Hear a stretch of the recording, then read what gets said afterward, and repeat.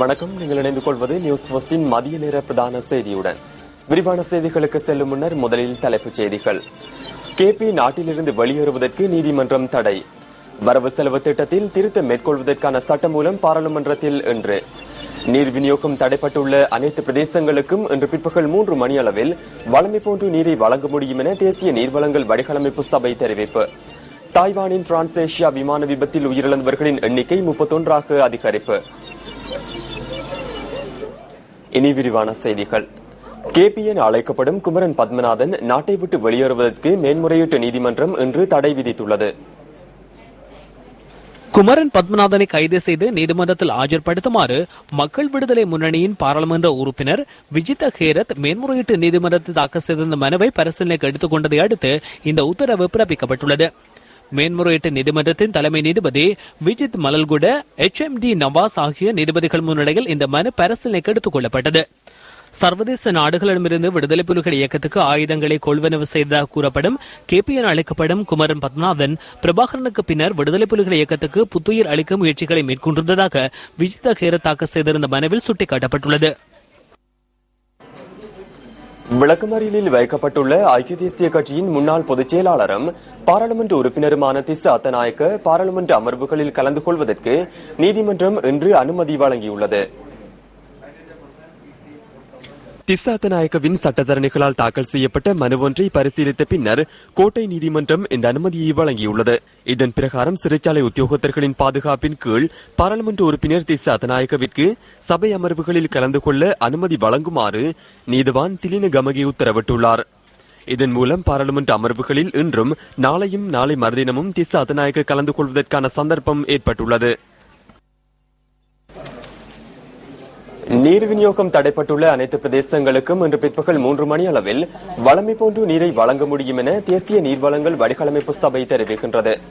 அம்பத்தலையிலிருந்து தெஹிவளை வரை நீர் விநியோகிக்கப்படும் பிரதான நீர்க்குழாயில் கசிவு ஏற்பட்டுள்ளமையினால் கொழும்பு மற்றும் அதனை சூழவுள்ள சில பகுதிகளுக்கான நீர் விநியோகம் நேற்று முதல் தடைப்பட்டுள்ளது.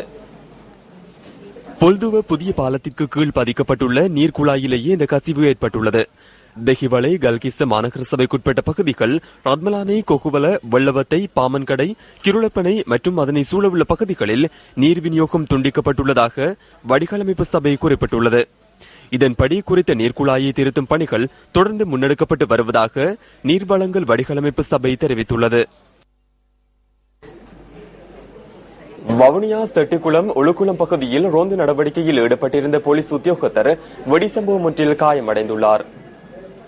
வவுனியா செட்டிக்குளம் உளுக்குளம் பிரதேசத்தில் ரோந்து நடவடிக்கையில் ஈடுபட்டிருந்த போலீஸ் உத்தியோகத்தர் ஒருவரின் காலில் காயம் ஏற்பட்டுள்ளதாக அறிய கிடைக்கின்றது.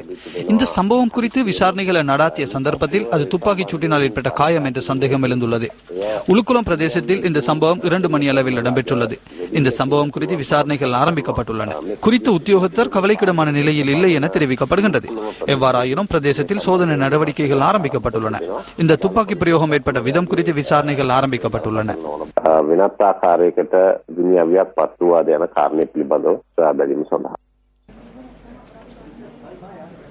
மார்க்க இலக்கம் 122 புறக்கோட்டை அவிசாவளை தனியார் பஸ் ஊழியர்கள் பணி பகிஷ்கரிப்பை ஆரம்பித்துள்ளனர். புறக்கோட்டை அவிசாவளை பழைய வீதியில் போக்குவரத்தில் ஈடுபடும் பஸ் ஊழியர்களும் பகிஷ்கரிப்பில் இணைந்துள்ளதாக இலங்கை தனியார் பஸ் உரிமையாளர்கள் சங்கத்தின் தலைவர் கெமுனு விஜயரத்ன குறிப்பிட்டார். இலங்கை போக்குவரத்து சபையின் பஸ் ஊழியர் ஒருவர் தாக்கப்பட்ட சம்பவம் தொடர்பில் தனியார் பஸ் ஊழியர்கள் 2 கைது செய்யப்பட்டமைக்கு எதிர்ப்பு தெரிவித்து இந்த பகிஷ்கரிப்பு முன்னெடுக்கப்பட்டுள்ளதாக அவர் கூறினார்.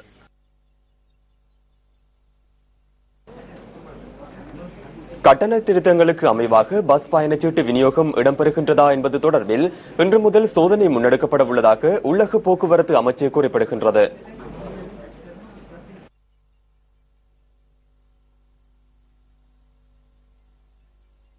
இந்த நடவடிக்கைகளுக்காக தேசிய போக்குவரத்து ஆணைக்குழுவிற்கு ஆலோசனை வழங்கப்பட்டதாக அமைச்சர் ரஞ்சித் மத்தும பண்டார தெரிவிக்கின்றார். இதன் பிரகாரம் மாகாணங்களுக்கு இடையிலான போக்குவரத்து அதிகார சபையுடன் இணைந்து இந்த சோதனை நடவடிக்கை முன்னெடுக்கப்பட உள்ளது. இந்த சோதனை நடவடிக்கைக்கென விசேட குழு நியமிக்கப்பட்டுள்ளதாக உள்ளக போக்குவரத்து அமைச்சர் கூறியுள்ளார். இதேவேளை பஸ் கட்டண அறவீடுகள் தொடர்பில் பிரச்சினைகள் காணப்படின் 0112595555 என்ற தொலைபேசி இலக்கத்துக்கு அறிவிக்க முடியும் என தேசிய போக்குவரத்து ஆணைக்குழு மக்களை அறிவுறுத்தியுள்ளது. கடுவலவில் இருந்து மாத்தறை வரையில் அறவிடப்பட்ட 500 ரூபாய் கட்டணம் 460 ரூபாயாக குறைக்கப்பட்டுள்ளது. மகரகமவில் இருந்து மாத்தறை வரையில் இதுவரை அறவிடப்பட்ட 500 ரூபாய் கட்டணம் 445 ரூபாய் வரை குறைக்கப்பட்டுள்ளது. மகரகமவிலிருந்து காலி வரையான அதிவேக வீதியுடனான பஸ் கட்டணம் 420 ரூபாயிலிருந்து 375 ரூபாய் வரை குறைக்கப்பட்டுள்ளதாக உள்ளக போக்குவரத்து அமைச்சு குறிப்பிட்டுள்ளது. அத்துடன் கொழும்பிலிருந்து கட்நாயக்க வரையான அதிவேக வீதியுடனான பஸ் கட்டணம் 120 ரூபாயிலிருந்து 110 ரூபாய் வரை குறைக்கப்பட்டுள்ளது. இந்த புதிய பஸ் கட்டண திருத்தங்கள் கடந்த 1ஆம் தேதி முதல் நடைமுறைப்படுத்தப்பட்டுள்ளதாகவும் அமைச்சு சுட்டிக்காட்டியுள்ளது.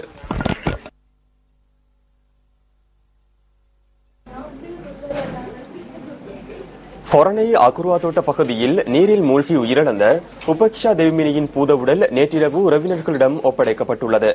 நேற்று முன்தினம் காணாமற் போன குறித்த சிறுமியின் சடலம் கலுகங்கையிலிருந்து நேற்று கண்டெடுக்கப்பட்டது. நேரில் மூழ்கியதால் இந்த உயிரிழப்பு ஏற்பட்டுள்ளதாக ஹொரணை சட்ட வைத்திய அதிகாரியின் பிரேத பரிசோதனை அறிக்கையில் குறிப்பிடப்பட்டுள்ளது. உமேஷ தேவிமினி என்ற சிசுவின் சடலம் ஹொரணை வேரவத்தை பகுதியில் உள்ள அவரது வீட்டுக்கு கொண்டு வரப்பட்டுள்ளது.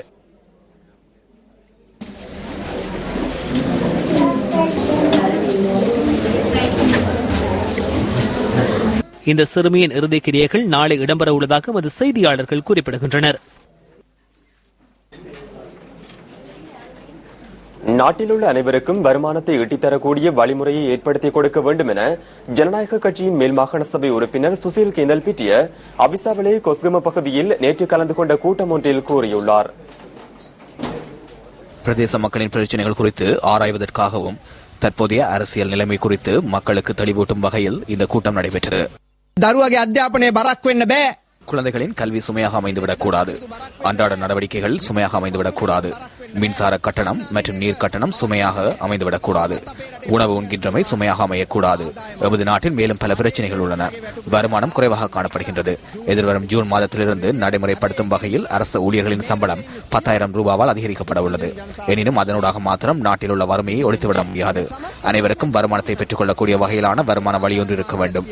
மாதாந்தம் நிலையான வருமானத்தை பெற்றுக் கொள்ள வேண்டும். நியாயமான முறையில் உழைக்கக்கூடிய நடைமுறை ஒன்றை ஏற்படுத்திக் கொடுக்க வேண்டும்.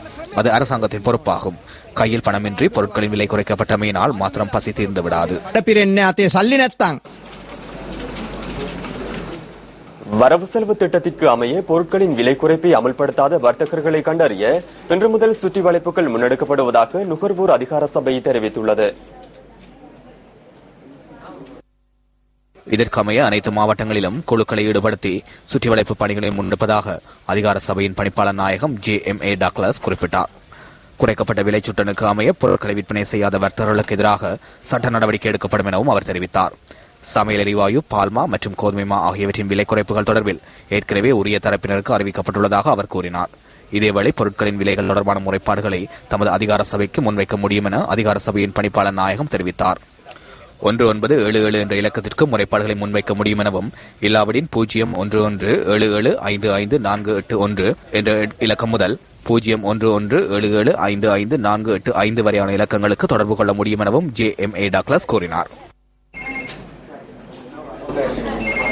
மதுளை மகியங்கனை வீதியின் பல பகுதிகளில் மண் சரிவு ஏற்பட்டுள்ளதால் வாகன போக்குவரத்து நடவடிக்கைகள் தொடர்ந்தும் பாதிக்கப்பட்டுள்ளன. துங்கிந்த முதல் 8ஆம் கட்டை வரையான வீதியில் இருவழி போக்குவரத்து நிறுத்தப்பட்டு ஒருவழி போக்குவரத்தாக மாற்றப்பட்டுள்ளதாக எமது செய்தியாளர் குறிப்பிடுகின்றார். இதேவேளை பிபில பதுளை வீதியின் பல பகுதிகளில் மண் சரிவு ஏற்படுவதற்கான அபாயம் தொடர்ந்து நிலவுவதாக எமது செய்தியாளர் குறிப்பிடுகின்றார். பிபில பதுளை வீதியில் நேற்று ஏற்பட்ட மண் சரிவு காரணமாக பாதிக்கப்பட்ட போக்குவரத்து மீண்டும் வழமைக்கு திரும்பியுள்ளது. இதேவேளை பிபில பதுளை வீதியின் 32வது பிரதேசத்தில் மண்மேடு சரிந்து வந்ததால் ஏற்பட்ட போக்குவரத்து பாதிப்பு தற்போது சரி செய்யப்பட்டு சுமூக நிலை ஏற்பட்டுள்ளதாக எமது செய்தியாளர் குறிப்பிடுகின்றார். இதேவேளை கிழக்கு மற்றும் ஊவா மாகாணங்கள் உள்ளிட்ட நாட்டின் பல பகுதிகளில் இன்று பரவலாக மழை பெய்யக்கூடிய வாய்ப்புகள் நிலவுவதாக வளிமண்டலவிய திணைக்களம் தெரிவிக்கின்றது. வரவு செலவு திட்டத்தில் திருத்தம் மேற்கொள்வதற்கான சட்டமூலம் பாராளுமன்றத்தில் இன்று சமர்ப்பிக்கப்பட உள்ளது. சட்டமூலத்தின் 2ஆம் மற்றும் 3ஆம் வாசிப்பு இன்று இடம்பெறவுள்ளதாக பாராளுமன்றத்தின் பிரதி செயலாளர் நாயகம் நீல் இத்தவெல தெரிவித்துள்ளார். இந்த அவசர சட்டமூலத்தின் மீதான விவாதம் எதிர்வரும் 6ஆம் 7ஆம் திகதிகளில் நடைபெறவுள்ளது. பாராளுமன்றம் இன்று பிற்பகல் கூட உள்ளது. புதிய அரசாங்கம் ஸ்தாபிக்கப்பட்டதன் பின்னர் முதலாவது இடைக்கால வரவு செலவு திட்டம் கடந்த மாதம் 29ஆம் திகதி பாராளுமன்றத்தில் சமர்ப்பிக்கப்பட்டது. இன்றைய சிறார்களே நாளைய தலைவர்கள். கல்வித்திறன் எவ்வளவு முக்கியத்துவம் பெறுகின்றதோ அதேபோன்று நாளைய தலைமைத்துவத்தின் உருவாக்கத்திற்கு விளையாட்டும் இன்றியமையாதது.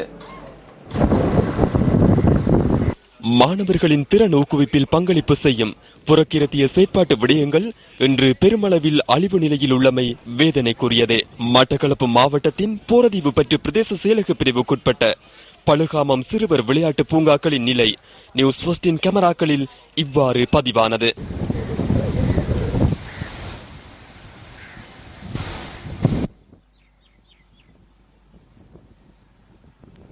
மட்டக்களப்பு மாவட்டத்திலே இயற்கை வளம் பொருந்திய படுவான்கரை மண்ணின் திருப்பழுகாமம் எனும் இந்த கிராமமானது இயற்கை அம்சங்களால் சூழப்பட்ட ஒரு கிராமம். இங்கே முகப்பு வாயிலே அமைந்திருக்கின்ற இந்த சிறுவர் விளையாட்டு திடலானது தற்போதைய நிலையிலே பராமரிப்பாரின்றி காணப்படுகின்றது.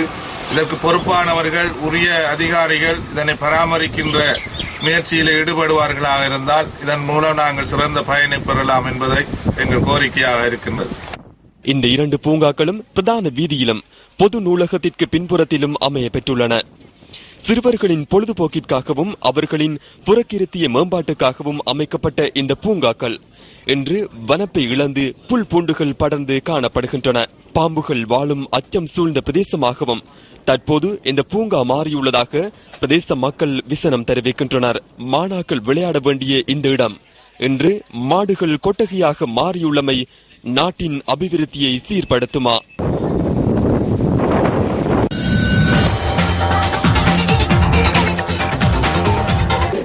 இத்துடன் நியூஸ் ஃபர்ஸ்டின் மதிய நேர பிரதான செய்தி நிறைவு பெறுகின்றது. நியூஸ் ஃபர்ஸ்டின் மணித்தியாளர் செய்தியை 2:25க்கு எதிர்பாருங்கள். தொடர்ந்தும் சக்தி டிவி வழங்கும் திரைப்படத்துடன் இணைந்திருங்கள். வணக்கம்.